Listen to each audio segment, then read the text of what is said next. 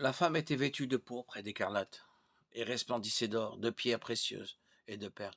Elle tenait dans sa main une coupe d'or remplie d'abominations et des impuretés de son corps. Le nom écrit sur son front était un mystère. Babylone la grande, la mère des prostituées et des abominations de la terre. Les rois de la terre ont commis avec elle le péché qui en résulte. Remarquez, dans le grec du Nouveau Testament, il existe plusieurs combinaisons de personnes et de cas différents, ce qui donne lieu à diverses formes de mots avec des terminaisons ou des orthographes différents. Nous voyons dans cette description de Babylone la Grande tout ce qui a lien avec la chair et la pornographie, car toutes les nations ont bu du vin enivrant avec elle, et les marchands de la terre se sont enrichis par son excès. Il a condamné la grande prostituée qui corrompait la terre par ses excès. Apocalypse 19, 2, Apocalypse 18, 3, Apocalypse 17, 4, 5.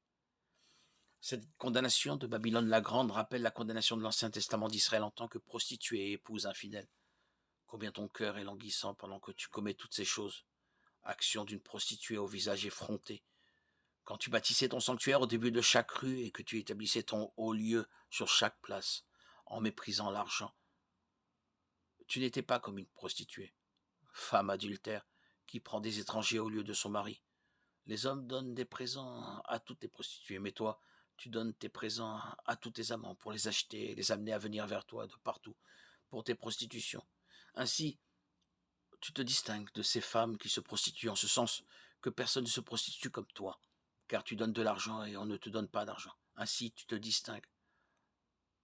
Ézéchiel 16, 30. Quel mal à ton cœur, dit le Seigneur l'Éternel, car tu as commis toutes ces actions, acte d'une prostituée sans vergogne. Tu as bâti ta chambre haute à chaque entrée de rue, et tu as placé ta place haute sur chaque place. Mais tu n'as pas été comme une prostituée, car tu as dédaigné le salaire. Femme adultère qui reçoit des étrangers au lieu de son mari. Les hommes donnent des présents à toutes les prostituées, mais toi, tu as donné tes présents à tous tes amants, les achetant, pour qu'ils viennent de tous côtés vers toi avec tes prostitutions. Ainsi, tu t'es distingué des autres femmes par tes prostitutions. Personne ne t'a sollicité pour te prostituer. Et tu as donné un salaire. Et on ne t'a pas donné de salaire. C'est pourquoi tu t'es distingué. C'est pourquoi, prostituée, écoute la parole de l'Éternel.